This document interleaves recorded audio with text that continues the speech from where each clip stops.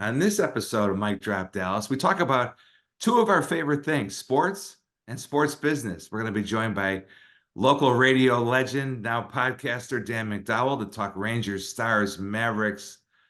Who am I leaving out, Monica? Rangers, Stars, Mavericks. Oh, yeah, Cowboys, who's have the draft going on this week. Then Paul McCormick of Genesco stops by to pull the curtain back on what makes Dallas-Fort Worth a red-hot market for sports business. It's season 5, episode 4. Let's drop the mic and let's go.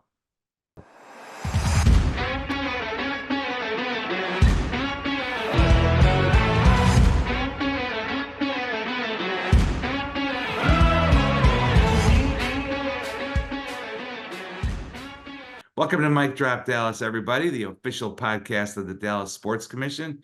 Kevin Sullivan here, along with Dallas Sports Commission Executive Director Monica Paul. Our usual wingman, Next Level Marcus Carr, is on a well-deserved break today. So, Monica, you and I are going to have to go it alone today somehow. We're joined, Danielle's making it all work, so we'll be fine.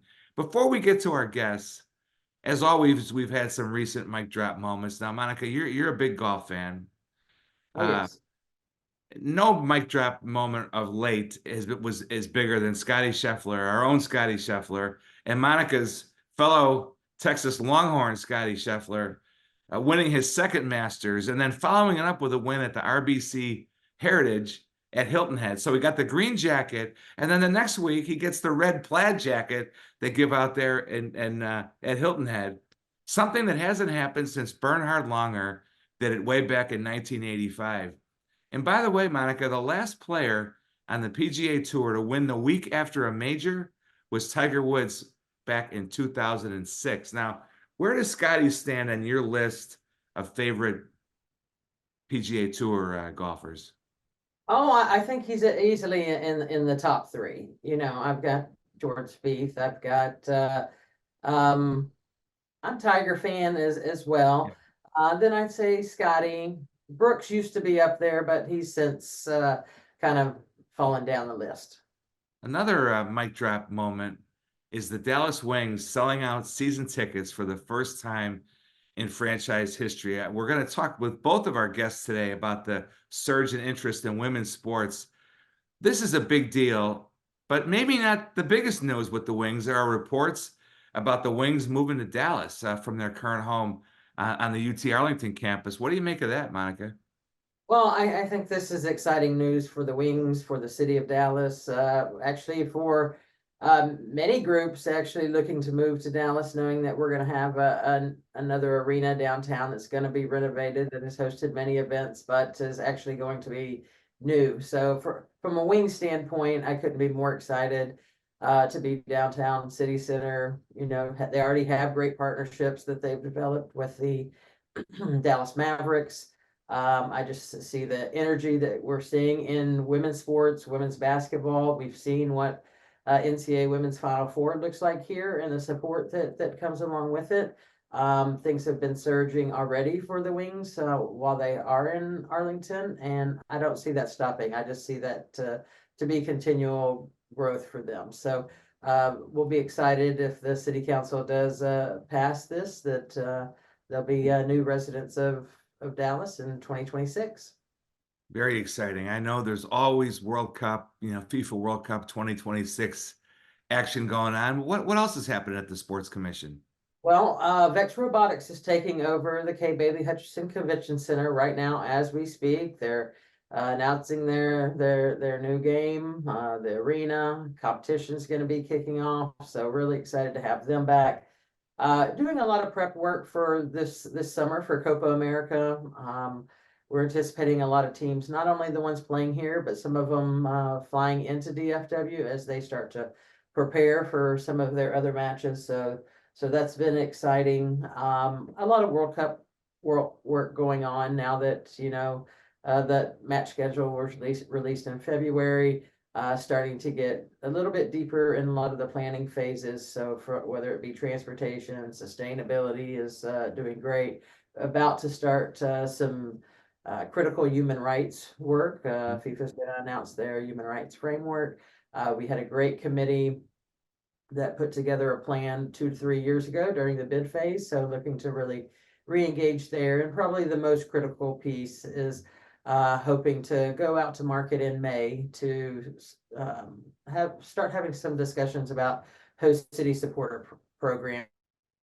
People here, corporations, people locally who can help support us. We provide them with some assets at the end of the day for us to be able to pay to host the World Cup and to build in the legacy programs that we want to ensure stay after 2026. Always lots happening. So way to go on all that, Monica. Now back in a moment to talk sports sponsorship with Paul McCormick of Genesco Sports Enterprises. First, over to Rachel. Get ready, sports fans. This fall is stacked with events right here in the Big D. From food sport to football, the #1 sports business city has something for everyone.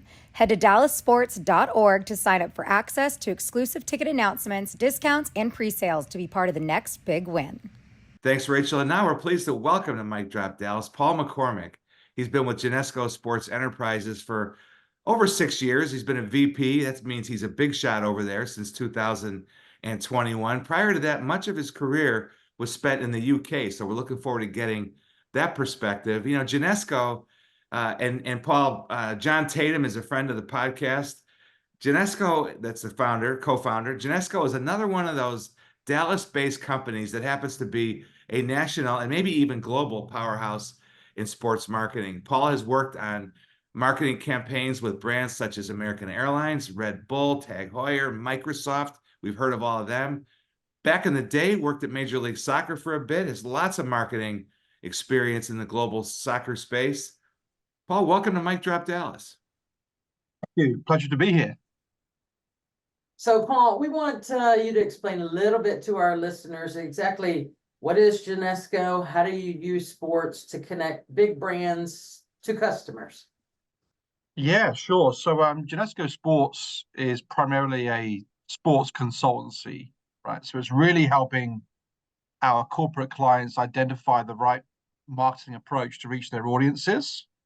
So that's primarily sports through us, but there's also other areas we tap into, including, music and entertainment, right? So our role really is to use data to help inform our clients on where they should invest, right? So if we think about the NFL or FIFA World Cup or NBA, all of those have different audiences. So for us, it's about understanding our clients' objectives, which message they're trying to convey, which audience they're trying to reach, and then finding the right vehicle to do that. And sports marketing is a really powerful tool to achieve that.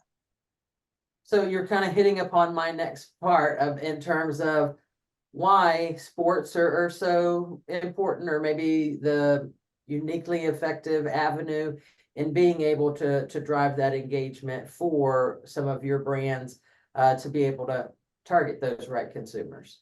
Yeah, I mean, you are completely right. Like, sports is very unique, right? Like in today's fragmented media world, it's estimated that consumers receive over 5,000 brand messages a day, right? So there's a lot of brand noise and communications, whereas sports is so emotive, right? It grabs attention, it's generational. So there's different ways of consuming sport, but from 18 years old to 40 to 60, it's a generational method of reaching consumers.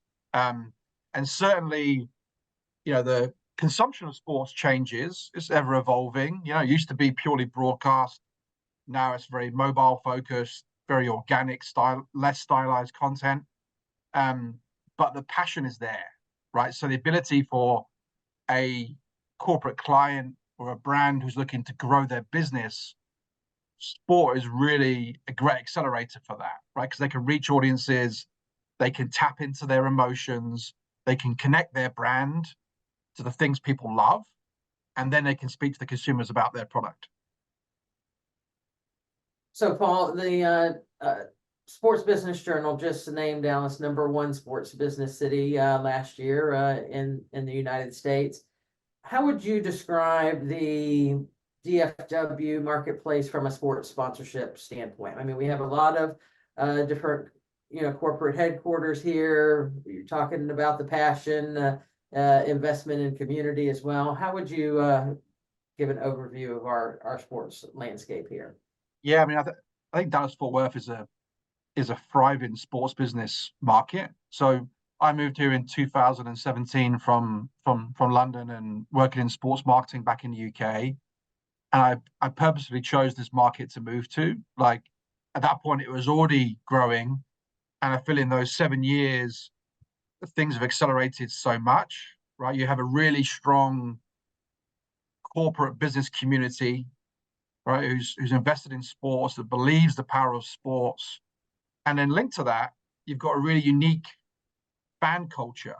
Like in Texas and certainly in DFW, sports is everything, right? It's a real, like, it's in people's lives from a young age, both playing and watching. And I think what you're seeing now with the population dynamics is that you're getting LA is a very transient city, but Dallas is starting to become, people moving here from different parts of the country. So you have the real core support of the Dallas teams, but you're also getting in that kind of transient nature. And I think it's interesting for us, from an agency point of view, is that, we obviously do a lot of work in data and understanding fan habits, is that there's a real strong overlap between, what I call the core Dallas teams, right? Cowboys, Mavs, Stars, Rangers. So for a brand, when you invest across multiple teams, it allows you to really play across the calendar, right? Because one season finishes, you can go into the next. So as a brand, you can build a connection with those fan bases across different teams. And I think for DFW, which is really interesting, is just the amount of teams as well, that emerging teams. I think about Major League Cricket, obviously launched their team last year. USL women's team is, going to play this year. Dallas Wings, who I'd put more in the core teams, announced this week, sold out season tickets. So there's such passion for sports in this market. Plus you combine that with a corporate community that wants to build and be like part of that growth. And you've then got these huge fan bases, plus you've got these emerging leagues coming in, and the fans are really helping to build those, right? They're like buying in, they're really, helping to elevate those teams and make them become part of the core Dallas sports culture. So I think it's great. I think there's lots more to come. Lots of events. I'm sure you guys are busy working on those. World Cup, which I know we're going to kind of talk about in a second. I think there's just I think Dallas is a thriving place from a sports business point of view. You mentioned the Wings, Paul. What is your take on the recent explosion in interest in women's sports? We see Caitlin Clark with a reported $28 million Nike deal. We see her in National State Farm commercials. How is Genesco involving your clients in this women's sports surge that we're seeing from a marketing standpoint? How are you engaging? Yeah, so we're like really bullish. I think during the pandemic, we, as all of us analyzed a lot of trends on fan consumption, women's sports really started to rise during the pandemic. I think part of that was just there was increased eyeballs looking for content. And I think what's really exciting for us is a couple of reasons. One, when you start to get superstars like Caitlin Clark, it's the kind of rising tides analogy, right? I think people will be more drawn. She's given it a platform. March Madness was a huge success, right, in terms of women's sports, and that's going to continue. I think that's the key thing, is that all of us in the industry have a role to play to really give a platform to women's sports, because we've already seen, once you do it, how the fans react. So from a partnership point of view, we're like really excited. I think it's not just women's basketball, right? You got Women's World Cup had record viewership last summer in Australia and New Zealand. Women's volleyball's on the rise. I think the key thing which corporate brands can be part of is it's really about giving the platform for broadcast viewership, right? And it's about us influencing our broadcast partners to understand and to really help accelerate that growth. I think if we do that, if we give the platform, I think it'll continue to explode in terms of growth. So you see this as a movement, not a moment, sounds like. Oh, completely, yeah. Like I think there's like moments that will happen which will definitely spike the growth. But I think if we look, at the data we see around, you know, younger sport involvement, and that's on the rise.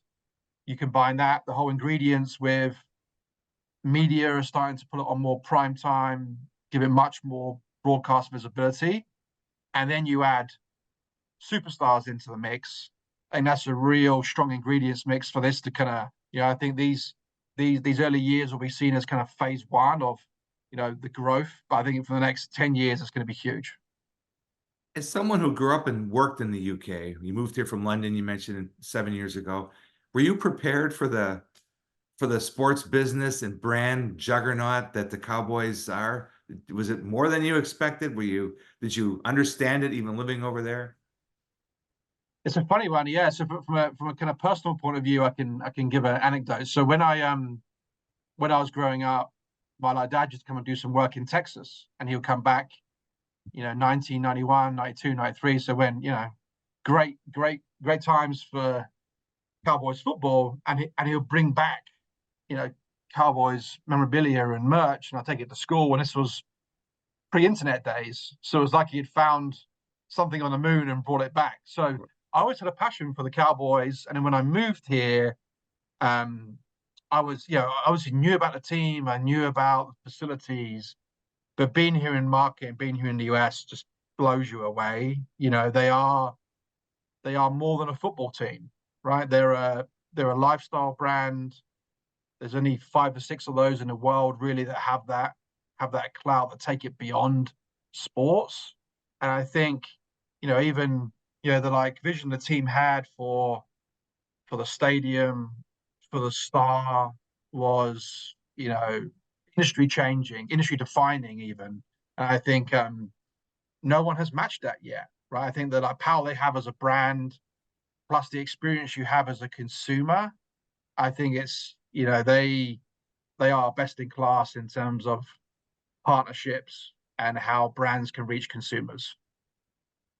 Now, I also mentioned you have experience in soccer. So give us your take on what FIFA World Cup coming here in 2026 will mean from a sports business standpoint, the fan experience, but from your vantage point at Genesco, how do you see the impact of the World Cup coming here in 2026? I think it's going to be huge, and obviously shout out to kind of Monaco and their team for doing an amazing job of bringing FIFA World Cup to DFW. Like personally and professionally, I couldn't be more excited. Right, like this, the power of the FIFA World Cup. I almost think that because the US is and Mexico and Canada are going to host, but the US is such a busy sports market. I don't think anyone's really fully appreciated, apart from a few, right, who are heavily involved in it, how big this is going to be. It's the biggest sporting event currently. The World Cup 22 had a total viewership audience of 19 billion, right, which is twice the Summer Olympics. And plus, that was with 32 teams. Right now, it's 48. So you got 104 games versus 64. So just the like math on audience and the US is going to make it huge. I think, DFW with its 9 games, right, is going to be a huge moment for the Metroplex, for the biggest sporting event in history coming, aside from Doha in 22, because it was hosted in one city. Like no city's ever hosted that amount of games for one World Cup. So just the positioning of DFW, for Latin America, for the US, for the airport, will bring in so many fans. And I think the Metroplex and its sports culture, it loves sports, right? And there's so many different heritages and backgrounds in this market, I think you're really going to get a festival of soccer or football that will run 3 or 4 months into the tournament and then create a huge legacy coming out of it. So we're like really excited at Genesco. We have a number of FIFA clients who, are going to activate in the market. and even those who are not part of the FIFA family. I think everyone's going to come together and make this thing really special. Well, Sully, all of a sudden, Paul just made my anxiety and blood pressure go up in terms of talking about the World Cup, and I'm envisioning all the rest of the work that is yet to be done as we start this journey. But also a little bit brings tears to my eyes because it truly is going to be something special, or that's what we hope, and the intent of bringing everyone in. Paul, you mentioned a little bit about leaving a legacy and the importance of that to many of the brands that you represent that maybe are already involved in the FIFA World Cup, as well as those that aren't but are here locally or want to support in some way. How important is it to leave a lasting legacy, as well as what are maybe the top two things that we need to make top of mind as we continue our planning process? Yeah, it's a great question. I think for any client we've had that's talked around FIFA World Cup, has really purpose has been at the heart of what they're focused on. It was the last World Cup in the US '94. MLS was born out of that. So it's how do we make sure that FIFA World Cup 26 will be a huge moment, but equally as important, what's the legacy that comes out of there? And I think we obviously analyze the population dynamics a lot and youth soccer players and growth of that. So it's how do we create a path that comes out of 26? I think the kind of key thing really is access, right? It's like facilities. Now it's obviously nationally it's a big objective.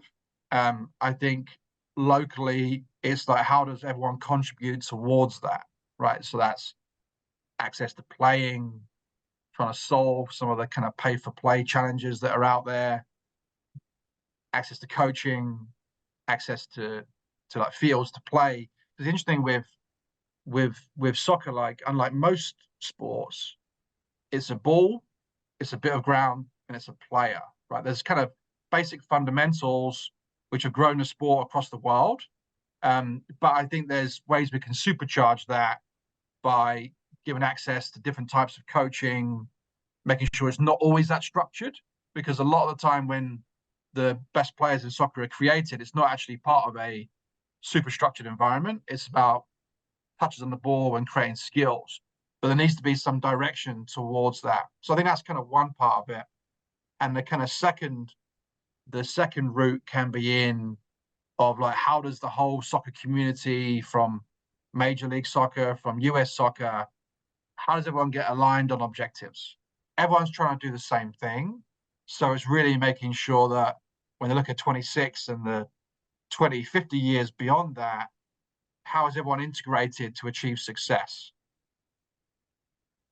Yeah, I think you said it perfectly. And I think also with that, from a legacy standpoint, we're trying to look at what does it mean to then also come back and host a women's World Cup into the future, and how can we use this 2026 men's World Cup to ensure that we're successful hosting that women's one when we have that opportunity, whether it's 2027, 2031, whatever it may be. We see the surge on the women's basketball side, and we definitely see the growth on the women's soccer side. So trying to integrate that into it as well.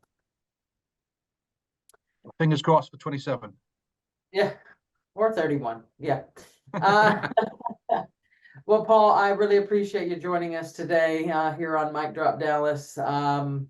Thank you for all your support throughout the few years as we were working towards this FIFA World Cup and what that looks like for DFW. So just wanted to say thank you for that, and thank you for joining us today. My pleasure. Thank you. Yes. And now over to Rachel for a word from one of our partners.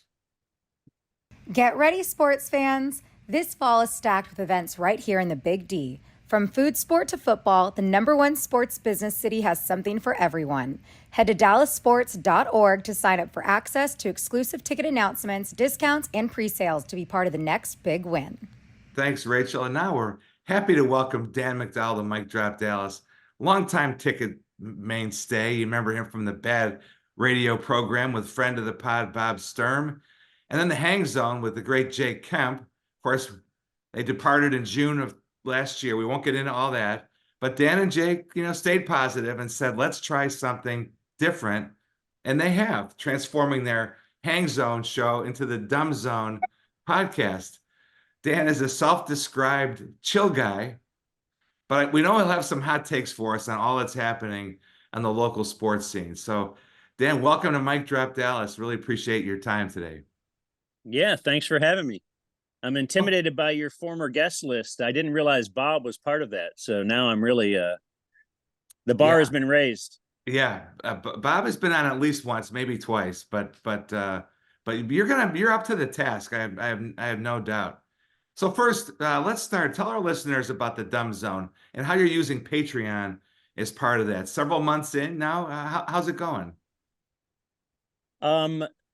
I suppose it's subjective to how's it going. I think it's going okay. Yeah, we only jumped on Patreon because when we left the ticket, as you alluded to, and I don't know if you don't want to totally get into it, but it's we left and we didn't want to be viewed as competing with the ticket, and we decided let's do a podcast, but we'll put it behind a paywall. We won't accept advertising. We don't want to step on our former employer's toes in that way in any way. And so that's the only way we could really do it. And we got a fairly good following on there. And so we kind of continue to do that, even though now we are opened up and we're allowed to accept advertising. So I guess we're taking the next step in our, journey, whatever. That sounds silly, but it's now we're going to add a couple of free podcasts per week and have it ad based, free to the listener, but ad supported. Overall, I guess it's going good. But we're still kind of learning this world outside of terrestrial radio. Good though to move along and advance with in a positive way like you have. Now, before we get to the Mavericks, Stars, and Rangers, we got to start with the Cowboys. As we record this on Wednesday morning, of course, the draft starts tomorrow night, Thursday night. A lot of analysis about what they should do. Didn't do much in free agency. What is your take on what the Cowboys ought to do with the picks that they have? Well, I think the picks that they should probably be what most would consider boring and, fill some needs that are kind of glaring if you are, paying attention to the team, but won't really be splashy. There's no skill positions. Nobody they will pick will probably help your fantasy team numbers in any way. But, they need a lot of offensive line help, interior defensive line help as well, linebackers. So I expect it to be kind of boring like that, and maybe even so boring that they trade out of the first round because they're lacking picks, overall, just to get some more depth, just to get some more bodies in there. I think that might be what ends up happening after Thursday night. The big question with fans seems to be, did they do enough? Quiet off season, can they improve enough to, break that jinx of or that hex in the not advancing in the playoffs? So, did they do enough, or can they get enough done through the draft? They don't have that kind of middle tranche of picks that have been traded away. I say no. I don't think they can. I don't think they have done enough.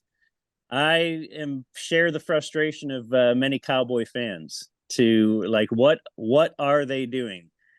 Obviously, they have a pretty good comeback, which is, hey, we've got the second best record in the last few years in the NFL, in the regular season to Kansas City. So overall, they do have a mindset of get in the tournament and, anything can happen. And that's a good theory for the last 25 years that anything can happen. It just kind of hasn't happened with the Cowboys. It is perplexing how they can have such good regular season teams and continue to have such playoff failure.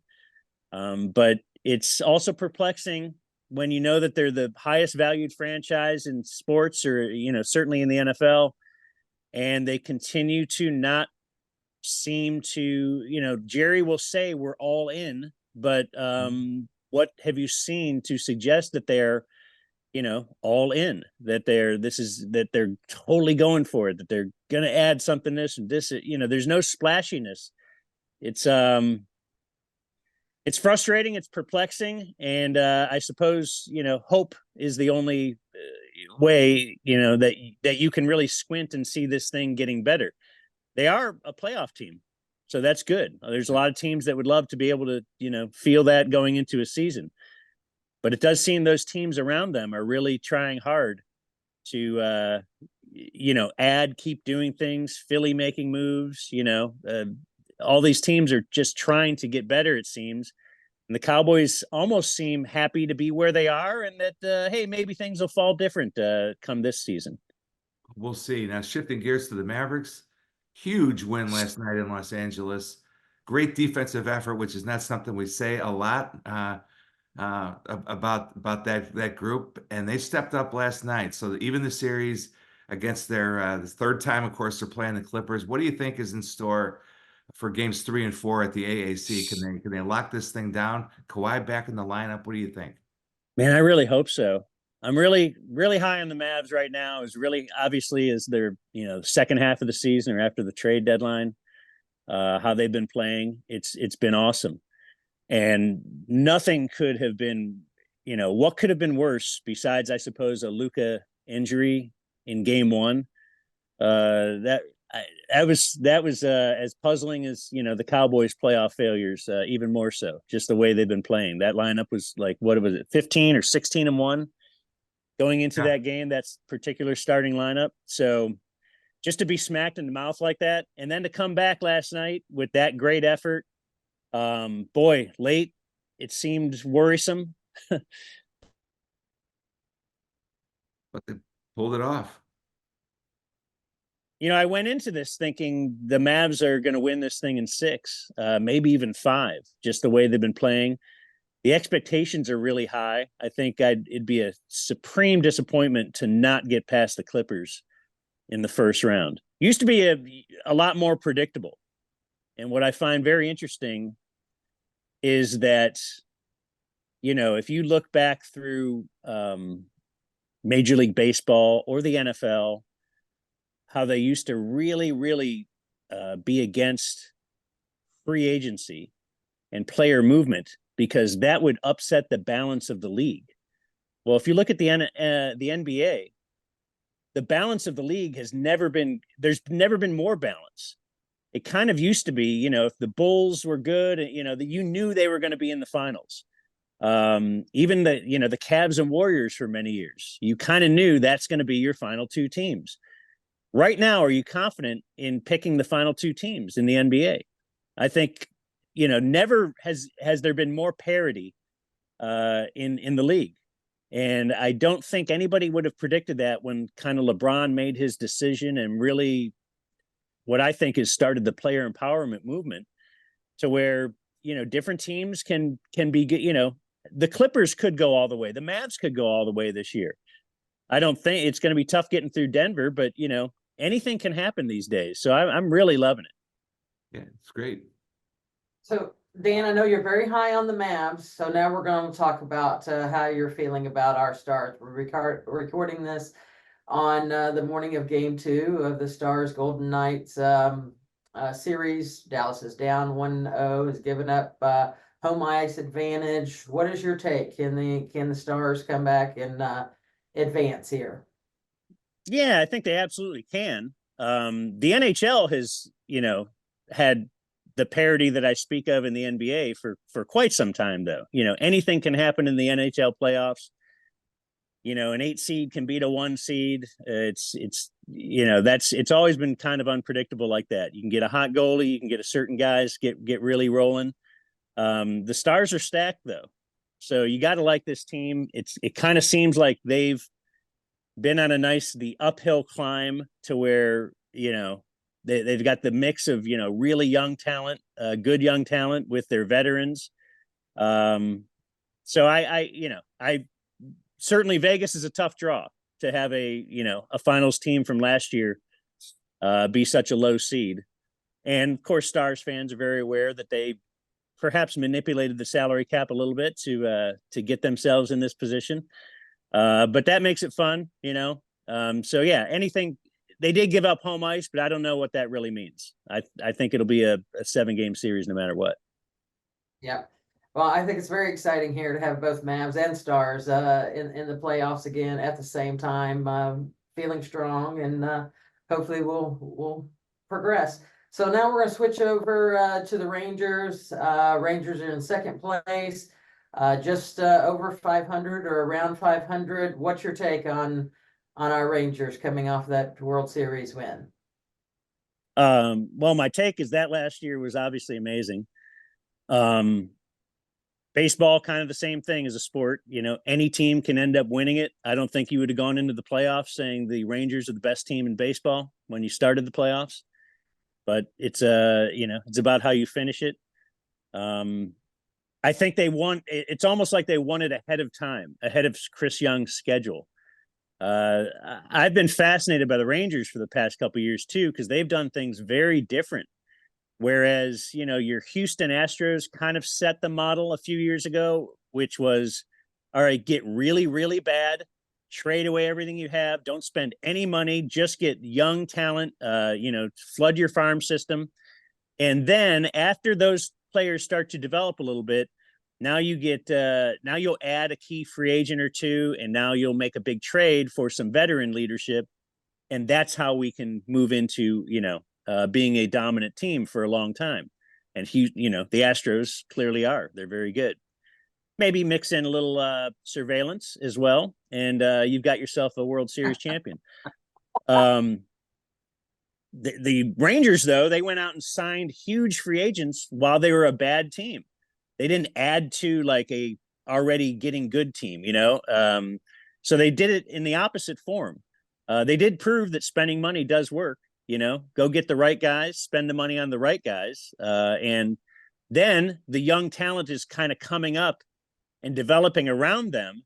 And that's interesting too, because you see that they are, you know, now this young talent can see Corey Seager, can see Marcus Semien, can see how they prepare and work and how did they get to that level, instead of kind of having to figure some things out on their own for a couple of years and losing a ton of games. So, you know, it's great. The Rangers do seem like they're poised to be a pretty good team, like kind of just in the mix for you know, the next 5 or 6 years. Dallas sports are pretty great right now. Oh, If you're the Dallas Sports Commission, I don't know if you have, you know, other Phoenix Sports Commission and they're your rival or something, but it's like, as far as the records of all the local teams, can you guys remember when there's ever been a better time? The Stars, they're all at this a really, really high level right now. I know they're, like we said, the Cowboys haven't done it in the playoffs, but regular season records, I think we could put our city up against any city in the nation right now.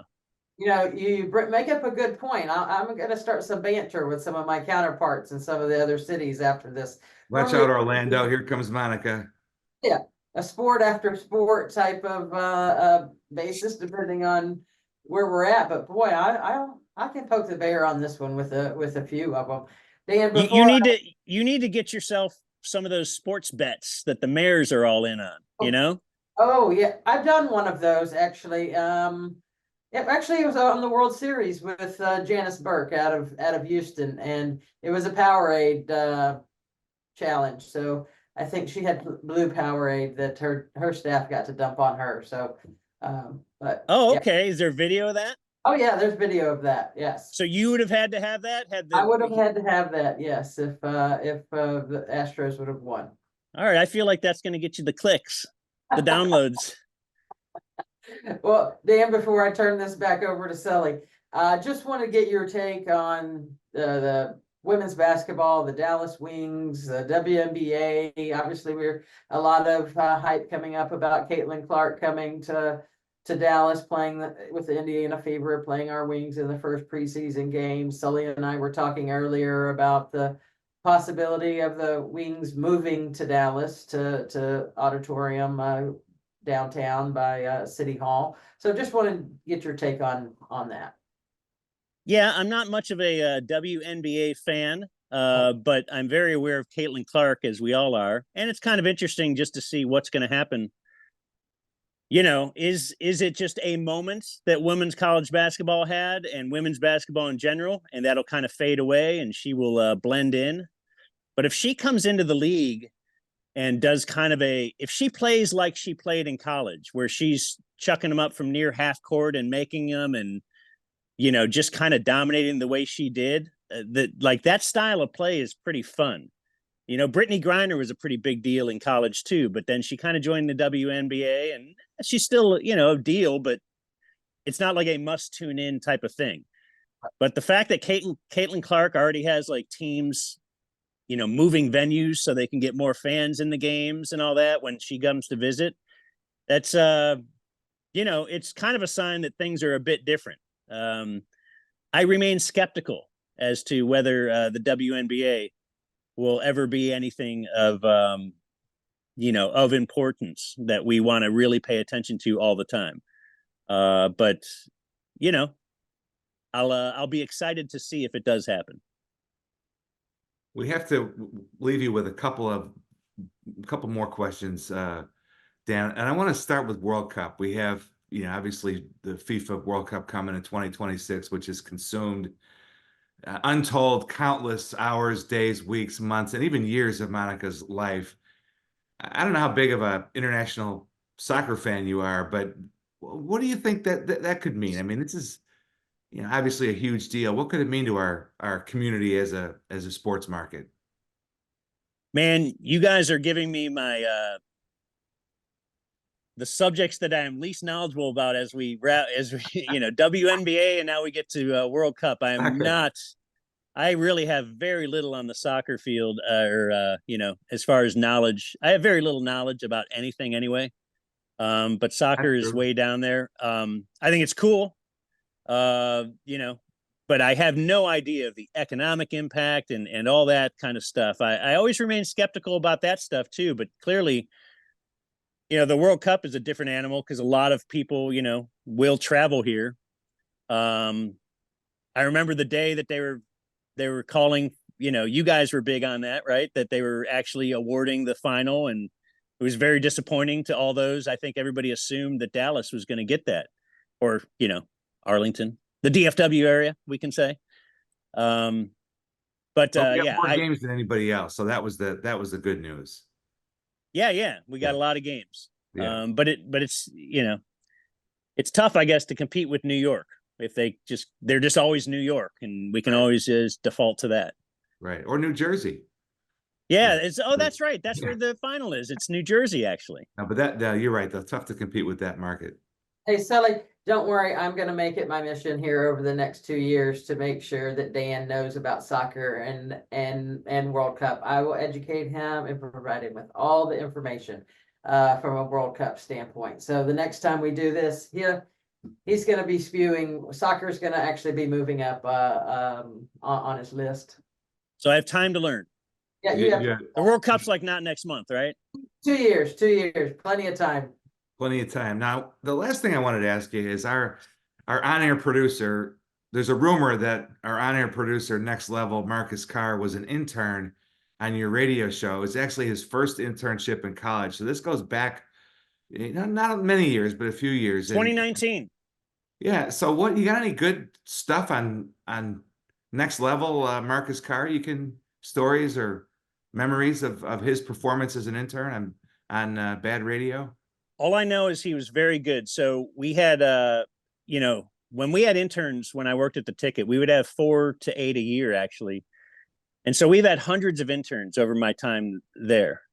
And when someone will ask me for a recommendation, I will, hey, do you recommend this guy? And it's like hard to remember, man. That was 5 years ago. Yeah. So I will go to my text messages and search their name. And sometimes you'll find a guy that, it'll be like, hey, can you go redo that? Like, you did this, but you did it wrong. And over and over and over, you see frustration, or in the email, like, hey, you could just tell, well, Marcus, I went through my text messages when when I learned he was your producer, and he's actually awesome. I would have recommended him highly.